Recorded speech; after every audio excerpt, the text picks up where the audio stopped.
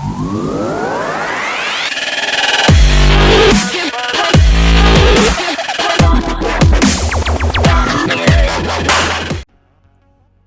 what's going on, guys? It's Ref Team Arsenal. I'm back with another video.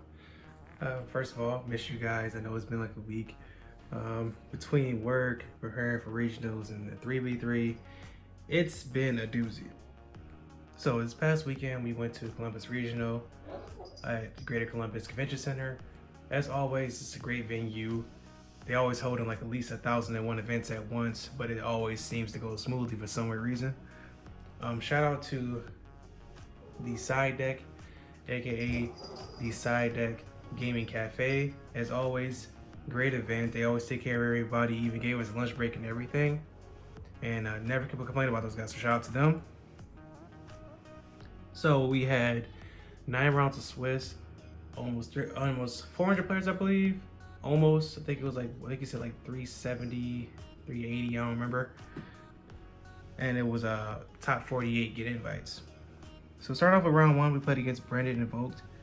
Game 1, we tried to set up our board, but we ended up losing to a Gold Spell and Infinite Permanence at the right time. He ended up coming back on the crackback with a Dragoon, a Mirror Jade, and I believe a Guardian Chimera. So we ended up winning that one pretty easily. Game 2, we set up our actual board because I think he had like one hand trap, but we actually played around it, and we ended up winning that one. And then game 3, he decided to go first. You could tell his hand though was suboptimal because he ended up going for Guardian Chimera to go first to draw 2. He ended up having a hand trap, but it was not enough. He ended up losing that one, so we ended up winning that one 2-1. Round 2 was pretty interesting. Initially, I thought he was putting against Code Talkers because when he decided to go first, he was using the Cyrus gadget, etc., to get into the Link Devotee and Disciple, and then he just pivoted right into a Heat Soul. I'm like, is this Code Talkers? But then proceeds to set 5 after paying 1,000 to draw a card with Heat Soul. So we ended up losing to a good amount of back row.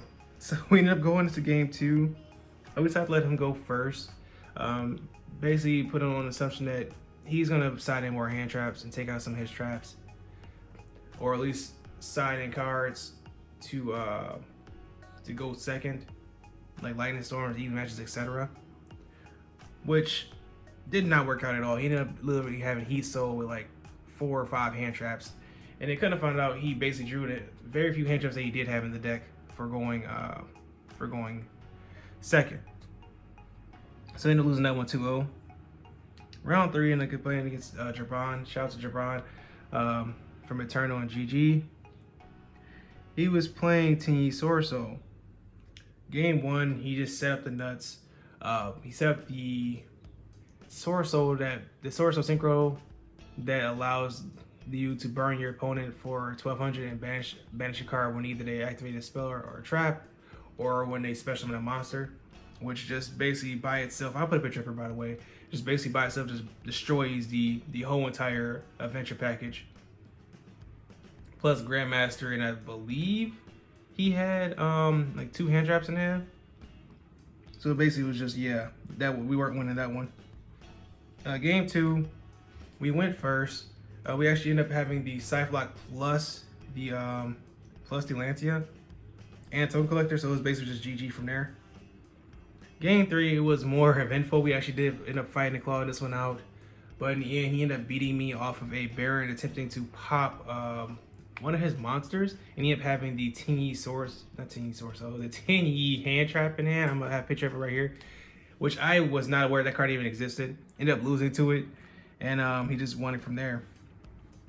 Round 4, we played against Flunderies. Game 1 was pretty funny. We set up our standard board with the Baron plus the Appaloosa, with the Cyflock being set up through P.U.N.K Fibrax, and the Scythe was set. We ended up actually being able to resolve the one mission to pop the Scythe, summon out the Scythe, and then synchro for 10 into the other Sword Soul level 10 synchro. I forgot its name. I'll put a picture of it up here. And basically just laughed it off because, like, yeah, I'm playing Flunderies, buddy. So normal summon, Luckily, we were able to stop him at the appropriate times with the 2 disruptions that we did have. Though he almost broke the board and came back on us on that one, but we ended up winning that one. Game 2, it was rough. It was rough, to be honest with you. He went first. All we had was the droll. He played around the droll, set up his impen, barrier statue, and had 2 traps and everything. And surprised was able to actually break that board, but we were 700 shy of game, and we unfortunately ended up with no disruptions. So he ended up coming back on us, breaking the board, and going for game. Game 3, we was already aware of what he was playing. We basically set up the Baron plus app plus the Arclight with Droll Lanty in hand, which was like, oh, thank you, appreciate it. So we ended up winning that one 2-1. Moving on to round 5, we played against Sky Strikers. Game 1, basically just blowout. We set up combo. Game 2, he decided to go first, but I thought it was pretty interesting for a Sky Striker deck, and he just ended up losing to himself because he never saw a Ray. Just a whole bunch of hand traps and ways to stop me, which at first it works, but after a while I'm not drawing Ray, like a two or three turns I draw Ray, and then you basically burn through all your hand traps. It's basically just game, because if not, your opponent can just go full combo on you. So we ended up winning that one 2-0. Round 6, probably my least favorite round, was against ABC Therions with Adventure. Game 1, we set up full combo.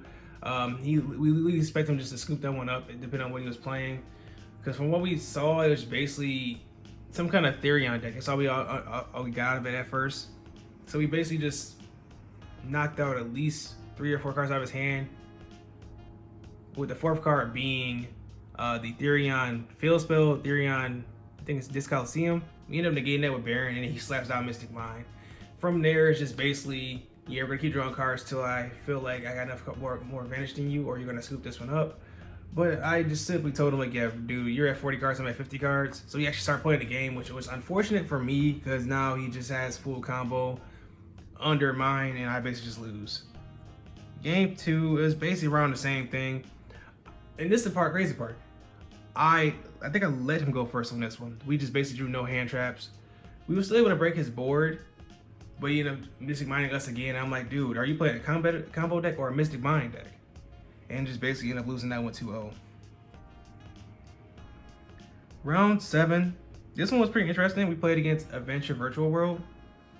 Knowing what we know about Virtual World, we just waited till he actually went to some kind of disruption. We let him get his Charge Warrior and everything like that, summon out his bodies. When he tried to search off of, I think it's called the Qinglong, the spell in the grave, we just ashed that.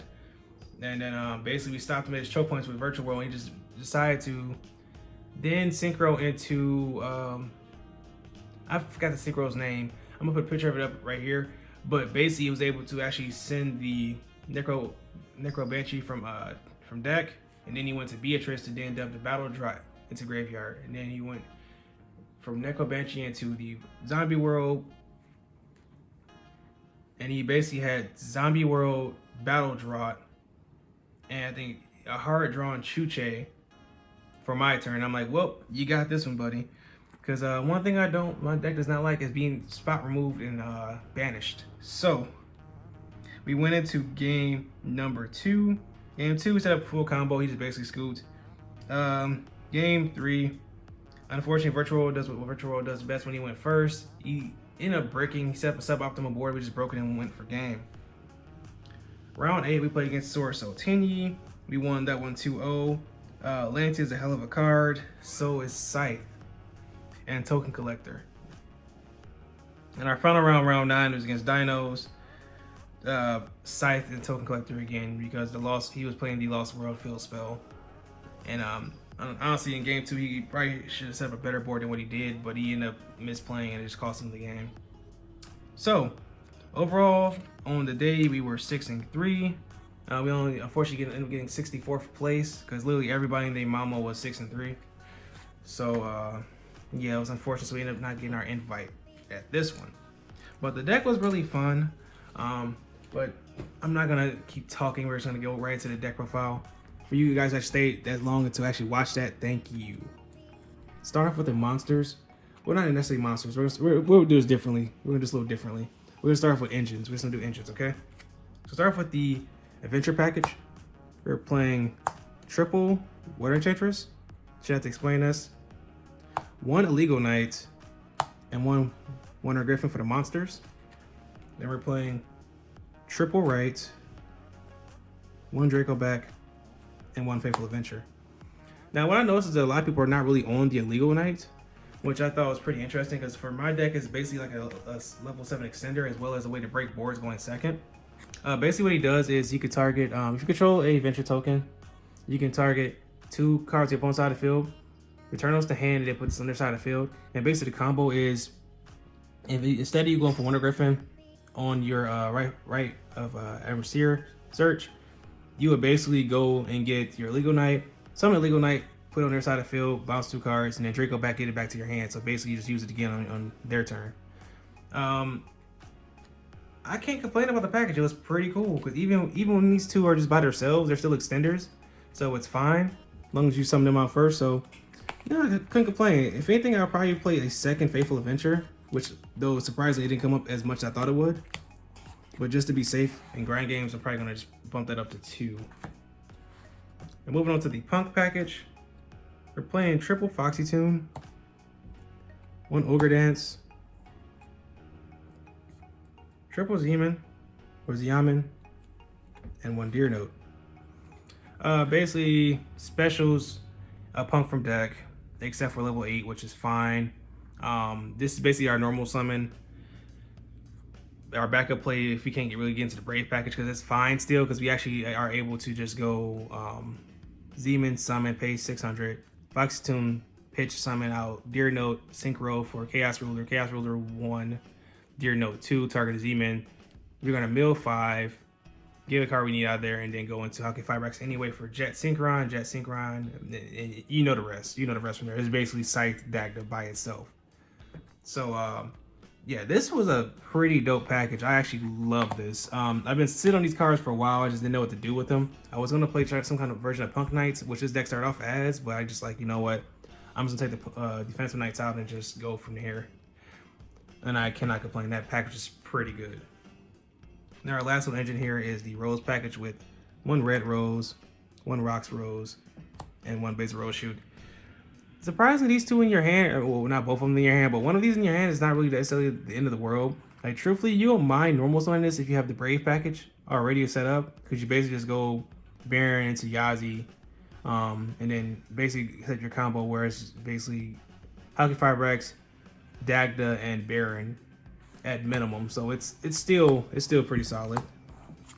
Like, basically this line by itself gets you into, well, plus the Brave package of course gets you into the combo plus Baron. So that's pretty good.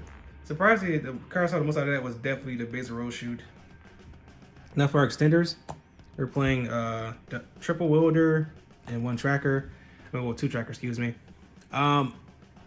This should probably be the Souls package. I just didn't have the time to get it, and it actually worked out fine, and it worked in my favor because I actually was able to just go Baron and Shooting Riser, etc. when I felt like it, and they are great extenders. The only problem is the deck is not as level 3 centric as it originally was when I first built it. So this kind of just like, maybe I could just play 1 of each and then just play the Souls package and see how that goes. Yeah, and for the rest of our extenders, triple Merchant Teleport. This card is nuts. This plus Brave, this plus right or Water Enchantress, just basically full combo. I mean, it just, oh my god, just literally baiting out your opponent literally with 2 or 3 other cards and then just slapping down the Emergent Teleport just to get where you want to go anyway. It's just like insane, man. I don't know why this card came back to 3, but thank you. Then my other MVP of the day, Small World. Even when the hands seemed like they were bricks, as long as you had the line, this card was insane. Like, I ended up searching, I think a Red Rose Dragon one game. Water Enchantress like multiple times. Like, you always will have your Punk package or your Brave package as long as you have Small World. Like, I'm not even playing a 60 card build. I just want to try it out, and it's just like, oh my god, I love this card. I love this card.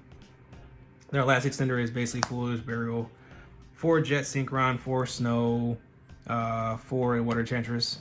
So we just want to see our Brave package / Adventure package. I'm gonna start calling it Brave package. I prefer to call it Brave. So that's it for the extenders.